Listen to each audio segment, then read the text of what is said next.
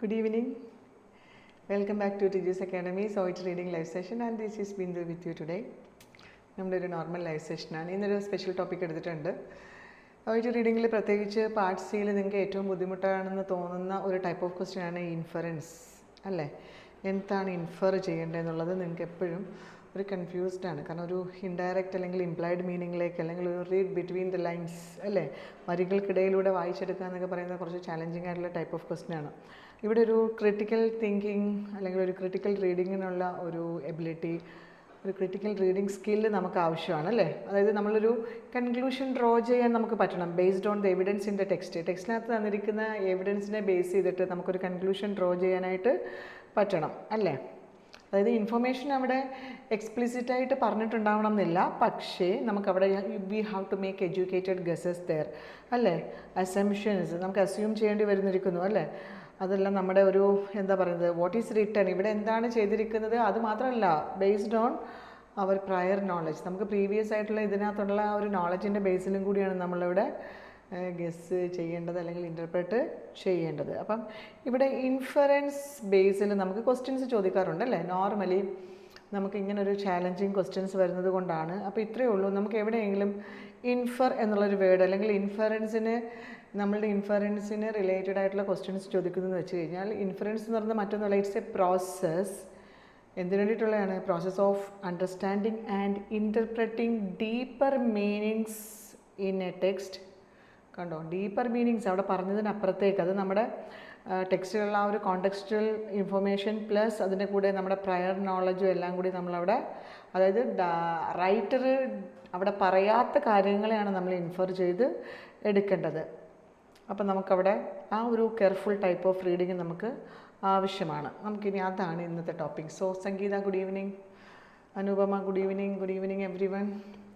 അപ്പം ഇന്ന് OET റീഡിങ്ങിൽ inference എന്താണെന്ന് അറിയേണ്ടതെന്നാണ് നമ്മുടെ ടോപ്പിക്. ഇൻഫറൻസ് അറിയേണ്ടത് എന്താണെന്നുള്ളത്, എന്താണ് ഇൻഫർ ചെയ്യുക എന്നുള്ളതാണ് നമ്മളിന്ന് നോക്കാൻ പോകുന്നത്. ഇതിനൊക്കെ അപ്പുറത്തേക്ക് ഒരു കാര്യം കൂടി പറയട്ടെ. ഇൻഫർ എന്നുള്ള വേർഡ് ക്വസ്റ്റ്യനിൽ ഇൻഫർ എന്ന് മാത്രമല്ല ചോദിക്കുന്നത്, അവിടെ കൺക്ലൂഡ് എന്നുള്ള വേർഡ് ഉപയോഗിച്ച് ചോദിക്കാൻ പറ്റും. Ascertain, derive, extrapolate, imply, gather, understand, discern, interpret, figure out, determine, suggest, ഈ വേർഡുകളെല്ലാം നമുക്ക് ഇൻഫറൻസുമായിട്ട് റിലേറ്റ് ചെയ്തിട്ട് നമുക്ക് ഉപയോഗിക്കാൻ പറ്റുന്നതാണ്.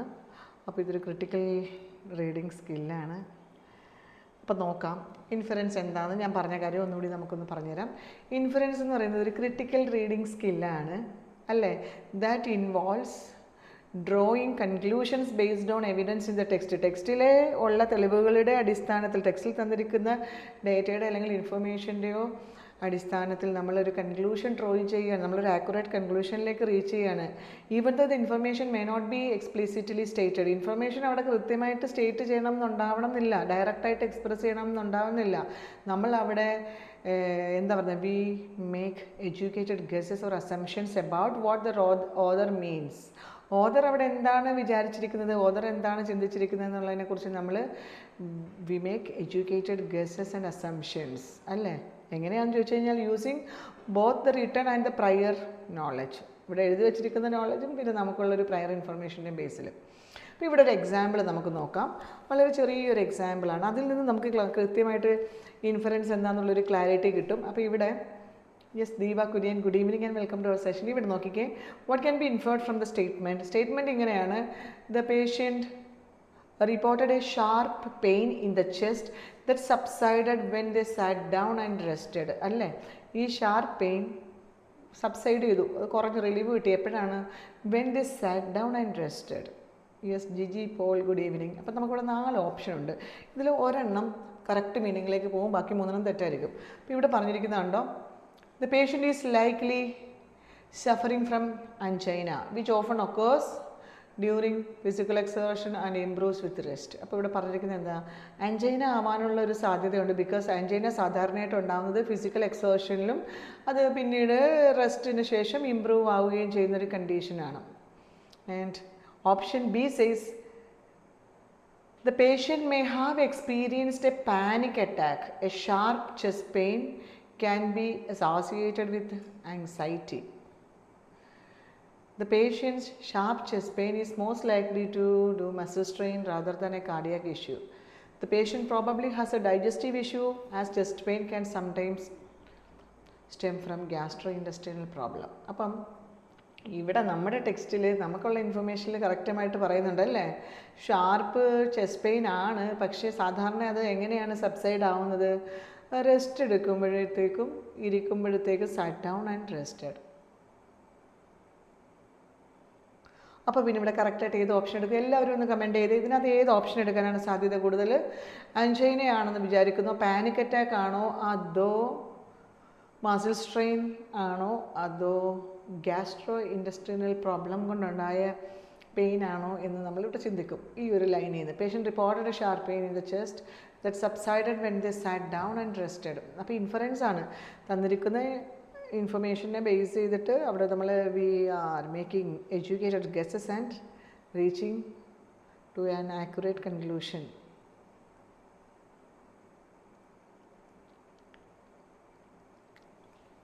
ഓക്കെ, അപ്പോൾ അവിടെ ഏതായിരിക്കും നിങ്ങൾ ആൻസറായിട്ട് എടുക്കുന്നത്?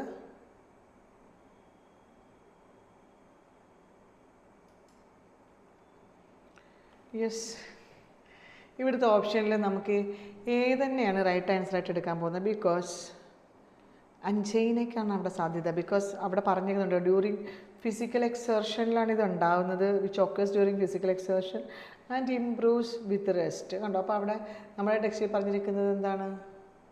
യെസ്, അപ്പോൾ അവിടെ പറയുന്നുണ്ട് അല്ലേ, when they sat down and rest ആണെങ്കിൽ അത് സബ്സൈഡ് ചെയ്യും. യെസ്, എല്ലാവരും അത് ജസ്റ്റ് ഇത്രയേ ഉള്ളൂ ഇൻഫറൻസ് എന്ന് പറയുന്നത്. ജസ്റ്റ് ഞാൻ സിമ്പിൾ എക്സാമ്പിൾ ഇൻഫറൻസ് എന്താണെന്ന് മനസ്സിലാക്കാൻ വേണ്ടിയിട്ടുള്ളതാണ്. നമ്മൾ ഇനി നമ്മുടെ പ്രാക്ടീസ് ക്വസ്റ്റ്യനിലേക്ക് പോവുകയാണ്. ആസ് യൂഷ്വൽ നമുക്കറിയാം, നമ്മൾ കാര്യം പറയുന്നതും നമ്മുടെ ആപ്ലിക്കേഷൻ ലെവലിലേക്ക് പോകുന്നതും തമ്മിൽ ഒരുപാട് വ്യത്യാസമുണ്ട്. അപ്പം ഇൻഫറൻസ് എന്താണെന്നൊക്കെ നമുക്ക് മനസ്സിലായല്ലേ, process of interpreting and understanding deeper meanings in a text by using context and prior knowledge.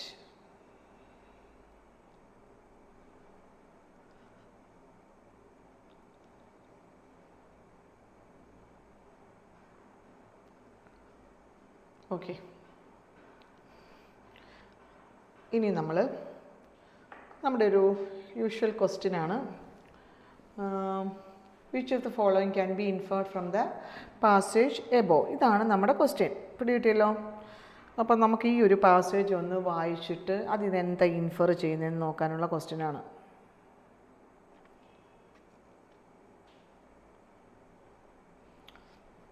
Yes, നമ്മുടെ ക്വസ്റ്റ്യനകത്ത് എന്താ ഇൻഫർ ചെയ്തതെന്ന് ചോദിച്ചിരിക്കുന്നു. അതിൻ്റെ ഓപ്ഷനിൽ വന്നിരിക്കുന്നു people living in rural areas with lower levels of air pollution are unlikely to develop COPD if they don't smoke. ബിയിൽ പറയുന്നു pre existing respiratory conditions combined with exposure to high levels of PM 2.5 increase the severity of health outcomes. And C says reducing air pollution level in urban areas may decrease the incidence of COPD in non-smokers. And D says reducing air pollution levels in urban areas will significantly lower hospitalization and mortality rates in COPD patients.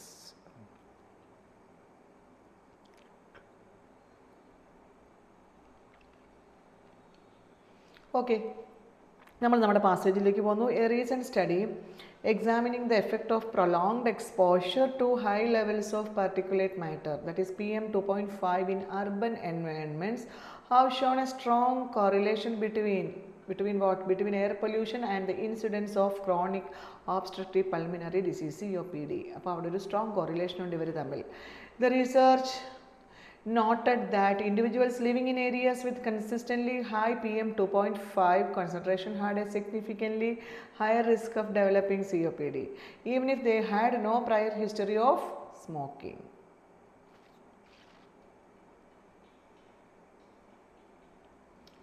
Factors like air pollution play an increasingly prominent role. The study also indicated that people with pre-existing respiratory conditions experienced a marked worsening of their symptoms, leading to more frequent hospitalization and higher mortality rates. ഇതാണ് നമ്മുടെ കോണ്ടൻറ്റും നമ്മുടെ ക്വസ്റ്റ്യൻസും. ഇതിനകത്തുനിന്ന് നിങ്ങളൊന്ന് infer ചെയ്തിട്ട് which option ഇവിടെ best സ്യൂട്ടാവുന്ന option ഏതാണെന്ന് പറയുക. യെസ്, സോളി ചാക്കോ, അഖില ഷൈജിത്ത്, പ്രീതി ഫിലിപ്പ്.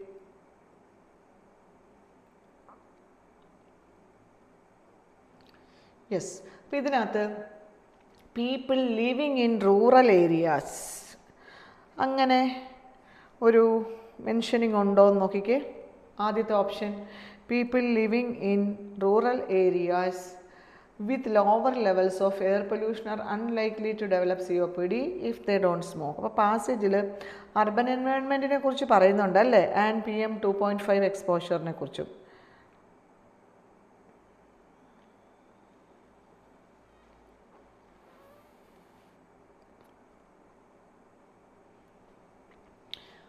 അവിടെ റൂറലും COPDയും തമ്മിലുള്ള റിലേഷനാണോ അർബനും COPDയും തമ്മിലുള്ള റിലേഷനാണോ പറഞ്ഞിരിക്കുന്നതെന്ന് മനസ്സിലാക്കുക. ആൻഡ് ബിയിൽ പറയുന്നു pre existing respiratory conditions combined with exposure to high levels of PM 2.5 increase the severity of health conditions. പാസേജിൽ നോക്കുക, pre existing condition worsen symptoms in areas with high PM 2.5 അതോ specific ആയിട്ട് പറയുന്നുണ്ടോ combination of pre existing condition and PM 2.5 അത് കോസാണെന്ന് പറയുന്നുണ്ടോ? Then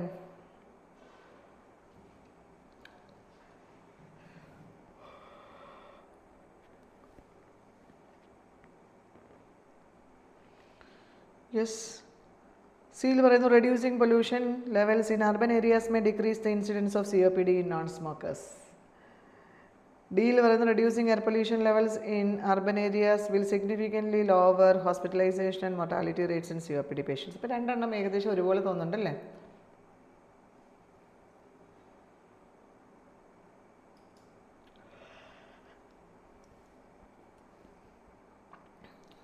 okay, നമുക്ക് ഇവിടുന്ന് ആൻസർ എവിടെ എടുക്കാം വെച്ചാൽ ഇവിടെ കുറേ പേര് ബി എന്നൊരു ആൻസറിലേക്ക് പോവുകയാണ്. അപ്പോൾ ബിക്കകത്ത് പറഞ്ഞിരിക്കുന്നത് എന്താ? Pre-existing respiratory conditions combined with exposure to higher levels of PM 2.5 increase the severity of health outcomes. അപ്പോൾ പാസേജിൽ pre-existing condition worsen symptoms in areas with PM 2.5. That is correct. Pre-existing conditions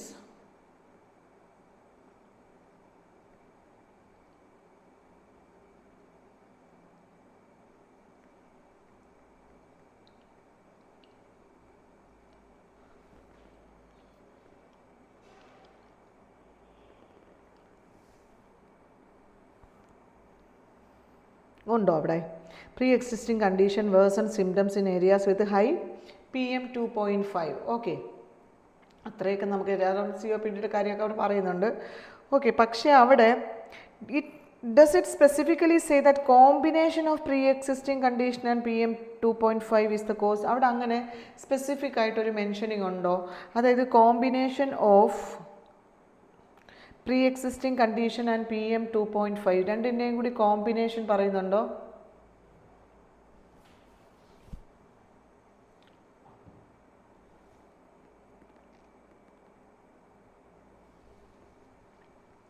combination പറയുന്നുണ്ടോ? അപ്പോൾ ഇവിടെ B തെറ്റായിട്ടാണ് പോകുന്നത്. അങ്ങനെ specific ആയിട്ട് combination വരുന്നില്ല അവിടെ pre existing condition worsen symptoms in areas with high PM 2.5ലേക്ക് നമുക്ക് എടുക്കാൻ പറ്റും.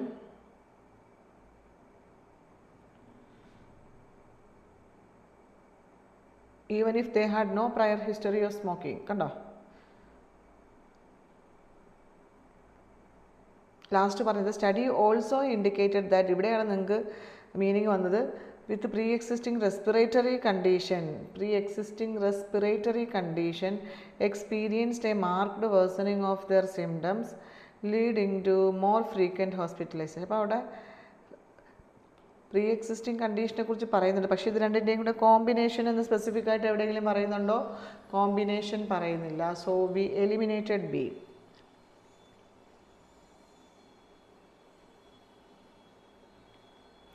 ഇനി നമുക്ക് എ നോക്കാം.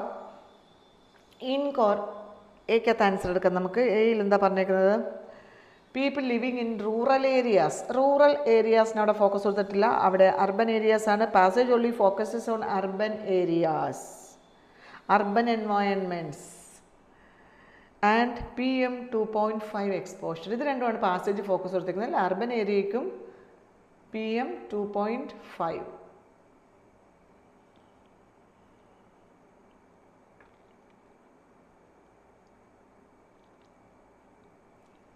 അപ്പോൾ അർബൻ എൻവയോൺമെൻറ്റും PM2.5 വെച്ചുകൊണ്ട് നമുക്കവിടെ റൂറലിനെ പറ്റി പറയുന്നുണ്ടോ? അവിടെ നമ്മൾ റൂറൽ ഏരിയയെ കൂട്ടി ഇൻഫർ ചെയ്യുന്നത് ഇൻവാലിഡ് ആണല്ലേ. അതായത് there is no relationship, there is no mention of the relationship between rural living and the risk of COPD. Rural ലിവിങ്ങും COPDയുടെ റിസ്ക്കും തമ്മിലുള്ള ഒരു റെഫറൻസ്, ഒരു മെൻഷനിങ് അവിടെ വന്നിട്ടില്ല. സോ നമ്മളവിടെ എയും നമുക്ക് ഈസി ആയിട്ട് എലിമിനേറ്റ് ചെയ്ത് പോകാൻ പറ്റും. Yes Anu George, good evening. Yes ദീപയുടെ ആൻസർ C ആണ് വന്നേക്കുന്നത്.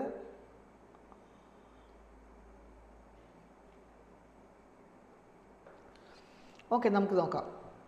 ഇനി നമ്മൾ സിയിൽ പറയുന്നു, reducing air pollution levels in urban areas may decrease the incidence of COPD in non smokers. ശരിയല്ലേ?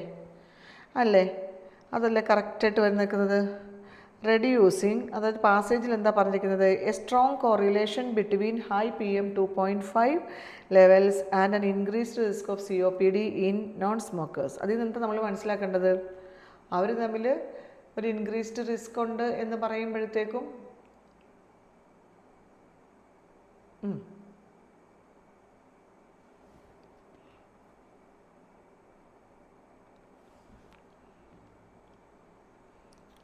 അപ്പോൾ അവിടെ കറക്റ്റായിട്ട് വരുന്നുണ്ടല്ലേ. അപ്പോൾ അവിടെ എന്താ പറഞ്ഞിരിക്കുന്നത്? റെഡ്യൂസിങ് പൊല്യൂഷൻ കുറച്ചാൽ അവിടെ എന്ത് സംഭവിക്കും? May lower the incidence of COPDയുടെ ഇൻസിഡൻസും കുറയ്ക്കാൻ പറ്റും എമംഗ് ദിസ് ഗ്രൂപ്പ് അല്ലേ. അവിടെ മേ എന്ന് തന്നെയാണ് കറക്റ്റായിട്ട് ഉപയോഗിച്ചിരിക്കുന്നത്. മേ ഈസ് ഇമ്പോർട്ടൻ്റ് ആണ് അവിടെ, കാരണം പോസിബിലിറ്റിയാണ്, അവിടെ ഒരു സെർട്ടനിറ്റി ഇല്ല, പോസിബിലിറ്റിയാണ്. Cautious nature of scientific findings അല്ലേ, സെർട്ടനിറ്റി പറയുന്നില്ല, അവിടെ ഒരു പോസിബിലിറ്റിയാണ്. അതുകൊണ്ട് കറക്റ്റായിട്ട് അവിടെ may decrease the incidence of COPD.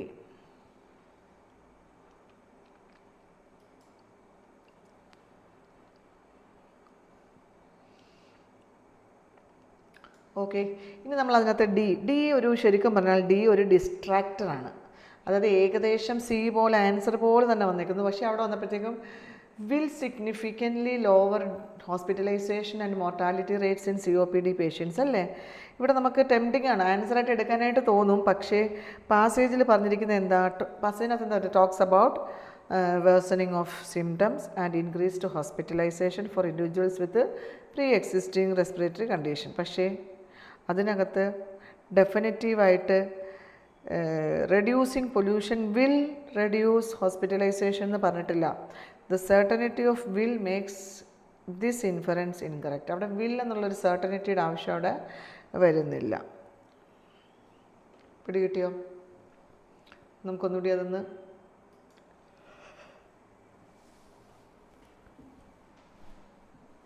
അപ്പോൾ ഇതിനകത്ത് നമ്മുടെ സ്റ്റഡിക്കകത്ത് പറഞ്ഞ കാര്യങ്ങൾ നമ്മളൊന്നുകൂടി ഒന്ന് നോക്കുകയാണ്. People living in rural areas, അതാണ് എയിൽ പറഞ്ഞിരിക്കുന്നത്. കാരണം നമുക്കിടെ ടെക്സ്റ്റിൽ റൂറൽ ഏരിയാസും COPDയും തമ്മിലുള്ള റിലേഷനെ പറ്റി മെൻഷൻ ചെയ്തിട്ടില്ല. ഇനി ബിയിൽ പറയുന്നു pre existing respiratory conditions combined with exposure to high levels of PM2. അങ്ങനെ ഒരു കോമ്പിനേഷൻ രണ്ടിൻ്റെ അങ്ങനെ പറയുന്നില്ല അവിടെ. നമുക്ക് കൺഫ്യൂഷൻ വരുന്നത് സിയും ഡിയുമാണ്. ഡി അവിടെ ഡിസ്ട്രാക്ടറാണ്, കാരണം അവിടെ വിൽ സിഗ്നിഫിക്കൻ്റ്ലി, അവിടെ ഒരു സെർട്ടനിറ്റി ഇല്ല, അവിടെ സെർട്ടനിറ്റിയുടെ ആവശ്യം അവിടെ വരുന്നില്ല. അവിടെ എന്താ പറഞ്ഞിരിക്കുന്നത്? മേ ഉള്ളൂ, അവിടെ പോസിബിലിറ്റി ഉള്ളൂ. കണ്ടോ?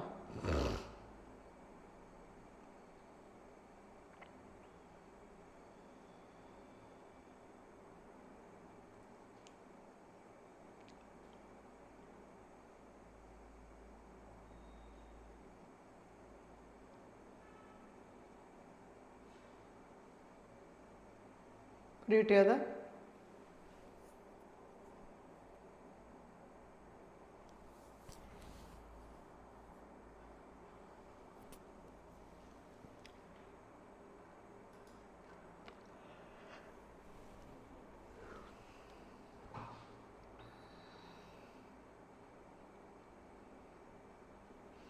നമുക്ക് അടുത്ത ക്വസ്റ്റ്യനിലേക്ക് പോകാൻ പറ്റും.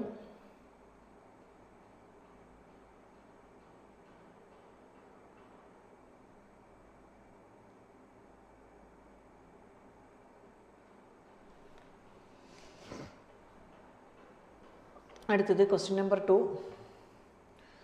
ഇവിടെ നമുക്ക് നോക്കാം.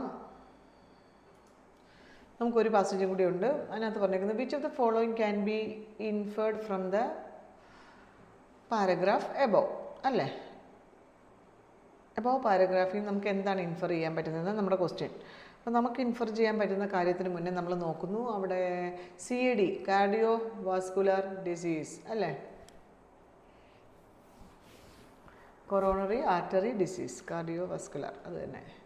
അപ്പോൾ നമ്മുടെ അടുത്ത് ചോദിച്ചിരിക്കുന്നത് എന്താണ് ഇൻഫർ ചെയ്യാൻ പറ്റുന്നത്. Option A, incorporating frequent short breaks into daily routines may reduce the risk of developing CAD even without major lifestyle changes. അങ്ങനെ വലിയ മേജറായിട്ടുള്ള ലൈഫ് സ്റ്റൈൽ ചേഞ്ചസ് ഒന്നും ഇല്ലാതെ തന്നെ നമുക്ക് എന്ത് ചെയ്യാം, അവിടെ എന്ത് ഇൻകോർപ്പറേറ്റ് ചെയ്താൽ മതി, എന്ത് ഇൻക്ലൂഡ് ചെയ്താൽ മതി?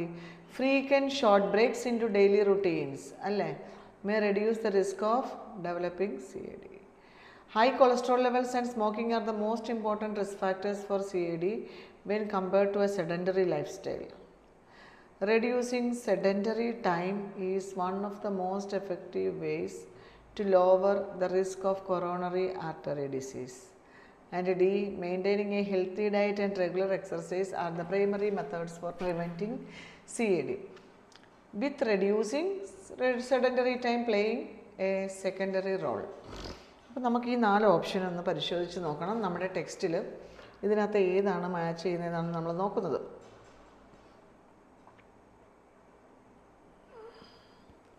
ഇവിടെ നമുക്ക് A ആണോ മാച്ച് ചെയ്യാൻ പറ്റുന്നത്, B ആണോ, C ആണോ, D ആണോ എന്നൊന്ന് നോക്കുക.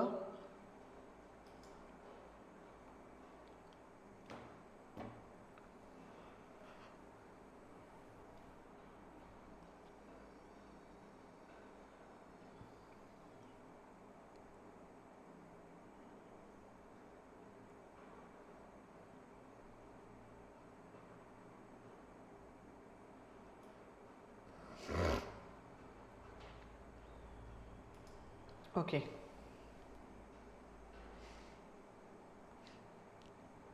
അപ്പോൾ നമ്മുടെ recent study on cardiovascular disease examined, എന്താണ് എക്സാം ചെയ്തത്? Impact of sedentary life styles on the development of heart conditions, particularly among adults aged 40 to 65.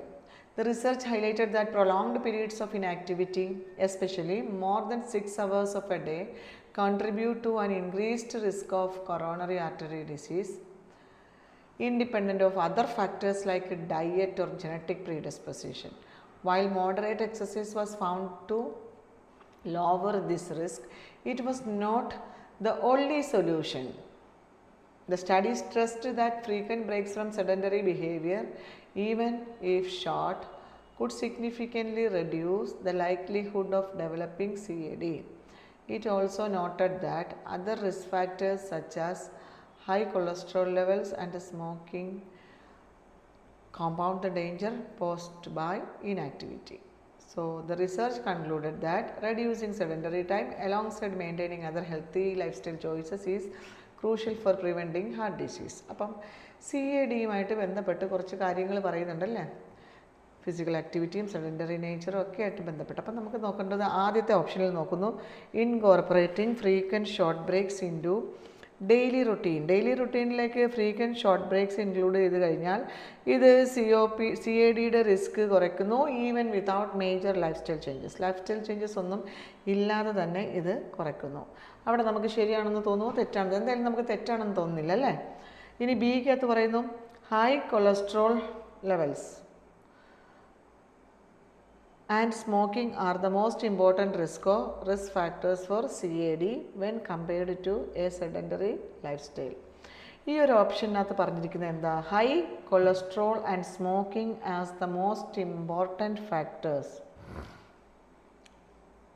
കാരണം ടെക്സ്റ്റിനകത്ത് high cholesterol and smoking are the most important risk factors എന്ന് പറയുന്നുണ്ടോ? ഇത് റിസ്ക്കാണ്, പക്ഷേ പാസേജിൽ ഫോക്കസ് ചെയ്യുന്നത് എങ്ങനെയാണ്? The independent risk posed by prolonged inactivity, അല്ലേ? ഒരുപാട് നേരം ഇനാക്റ്റീവായിട്ടിരിക്കുമ്പോൾ ആ ഒരു ഇൻഡിപെൻഡൻറ്റ് റിസ്കിനല്ലേ പറയുന്നത്. The research does not rank these factors making the most. അങ്ങനെ ഒരു റാങ്ക് കൊടുക്കുന്നില്ല, അത് ഓവർ സ്റ്റേറ്റ്മെൻ്റ് ആണ്. അവിടെ പ്രൊലോങ്ഡ് ടൈമിനാണ് അവിടെ ഇമ്പോർട്ടൻസ് കൊടുക്കുന്നത്. അവിടെ അല്ലാതെ സ്മോക്കിങ്ങും ഹൈ കൊളസ്ട്രോളും ഇമ്പോർട്ടൻറ്റ് ഫാക്ടേഴ്സ് ആണെന്ന് പറയുന്നില്ല.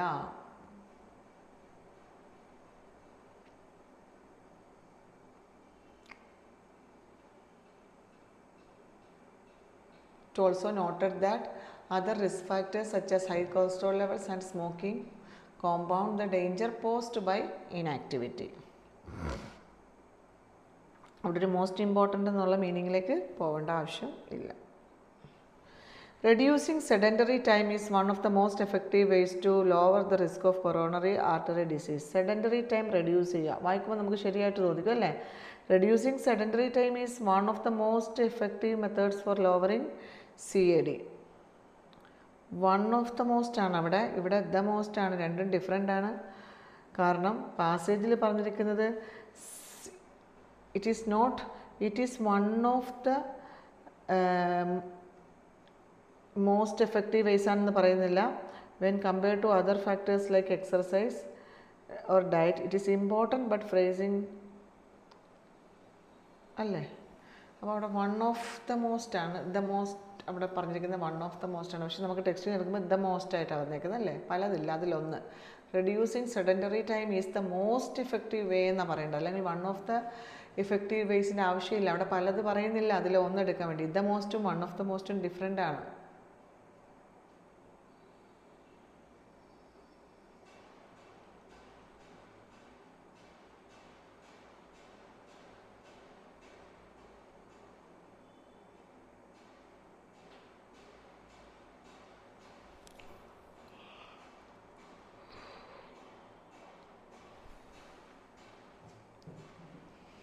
ഓക്കെ, അവിടെ അങ്ങനെ ഒരു മിസ്റ്റേക്ക് വന്നു.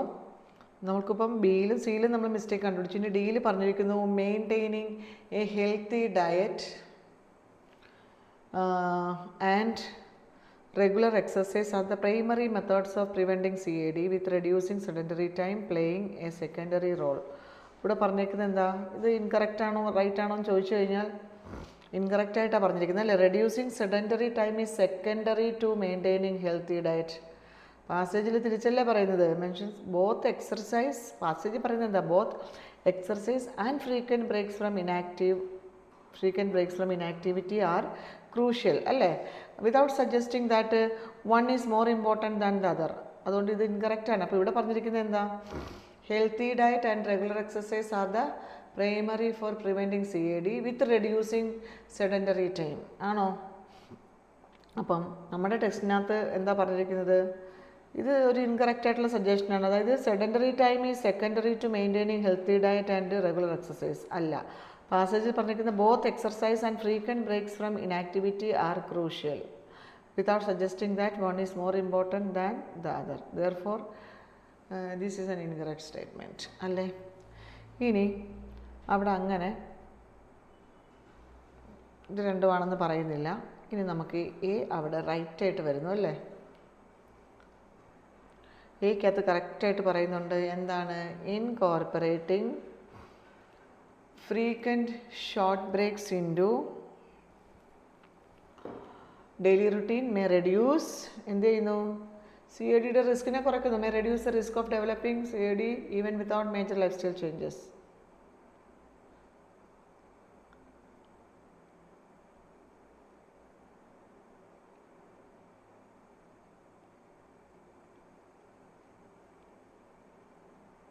ഓക്കെ,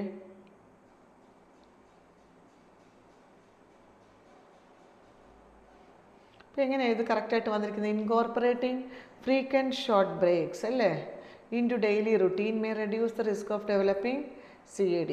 അപ്പം നമുക്ക് അതൊന്ന് നോക്കാം എങ്ങനെയാണെന്നുള്ളത്. പാസേജിനകത്ത് എംഫസൈസ് ചെയ്യുന്നത് എന്താണെന്ന് ചോദിച്ചു കഴിഞ്ഞാൽ frequent breaks from sedentary behaviours even if short, ചെറുതാണെങ്കിൽ പോലും significantly reduce the risk of developing CAD അല്ലേ. അപ്പോൾ ദിസ് സജസ്റ്റ് ദാറ്റ് എന്ത്, small changes like breaks, small ചേഞ്ചസിനാണ് ഇവിടെ ബ്രേക്സ് പറഞ്ഞിരിക്കുന്നത്, can have significant impact which is inferred here as potentially reducing CAD risk without needing major lifestyle changes like exercise or diet adjustments. അപ്പം നമുക്ക് ഇവിടെ answer കറക്റ്റായിട്ട് എടുക്കാൻ പറ്റും. എങ്ങനെയാണെന്നറിയാമോ? എസ് ജിയുടെ ആൻസർ ബി ആയിപ്പോയി. എ ആണ് റൈറ്റ് ആൻസർ. യെസ് രാജി Binoy. I'm good. How are you, Raji? Yes, Anu George. Yes, എല്ലാവർക്കും once again good evening കേട്ടോ. കുറേ മെസ്സേജസ് കാണാതെ പോയി. ഇതിനകത്ത് നമുക്ക് ഈ ക്വസ്റ്റ്യൻസ് ഒന്നുകൂടി ഒന്ന് റിവൈസ് ചെയ്ത് പോവാം. ഇതിനകത്ത് നമ്മൾ OET റീഡിങ്ങിൽ ഇൻഫറൻസ് എന്താണെന്നാണ് നമ്മളിന്ന് പഠിച്ചത്. ഇൻഫറൻസ് എന്ന് പറയുമ്പോൾ ഒരു ക്രിട്ടിക്കൽ റീഡിങ് സ്കില്ലാണ്. അതിൽ നിന്ന് വെച്ച് കഴിഞ്ഞാൽ നമ്മൾ we are drawing conclusions based on evidence in the ടെക്സ്റ്റിൽ വന്നിരിക്കുന്ന എവിഡൻസിൻ്റെ ബേസിലും even the information may not be explicitly stated. എക്സ്പ്ലിസിറ്റായിട്ട് പറഞ്ഞിട്ടുണ്ടാകത്തില്ല, ഡയറക്റ്റായിട്ടായിരിക്കും പറഞ്ഞിരിക്കുന്നത്. അങ്ങനെ നമ്മൾ അതിൽ നിന്നൊരു അക്യുറേറ്റ് കൺക്ലൂഷനിലേക്ക് എത്തുകയാണ്. And it allows you to make educated guesses ചെയ്യുക അവിടെ, or assumptions about what the author means using both what is written and your prior knowledge അല്ലേ. നമ്മളതിനൊരു എക്സാമ്പിൾ പഠിച്ചു ആൻഡ് നമ്മൾ 2 ക്വസ്റ്റ്യൻസ് ചെയ്ത് നോക്കി. അപ്പോൾ അവിടെ ഏതാണ് പാസേജിൽ നിന്നും ഇൻഫർ ചെയ്യാൻ പറ്റുന്നതെന്നുള്ളതായിരുന്നു ക്വസ്റ്റ്യൻ. അപ്പം നമ്മളിന്ന് ഇൻഫറൻസിനെ കുറിച്ച് ഏകദേശം പഠിച്ചു. ഓക്കെ, നമ്മുടെ സെഷൻ വൈൻഡപ്പ് ചെയ്യാനായിട്ടുള്ള സമയമായിരിക്കുന്നു. നിങ്ങളിത് ക്വസ്റ്റ്യനൊക്കെ ചെയ്തു എന്ന് വിചാരിക്കുന്നു. യെസ്, ഇനി ഇതിനകത്ത് എന്തെങ്കിലും ഡൗട്ട്സോ കാര്യങ്ങളോ ഉണ്ടെങ്കിൽ നിങ്ങൾ കമൻറ്റ് ചെയ്യുക. ഡെഫിനറ്റ്ലി നമ്മളത് അഡ്രസ്സ് ചെയ്യുന്നതായിരിക്കും. Okay, thank you. അപ്പോൾ ഇന്നത്തേക്ക് നമ്മുടെ സെഷൻ നിർത്തുവാണ് കേട്ടോ. Thank you students, thank you so much.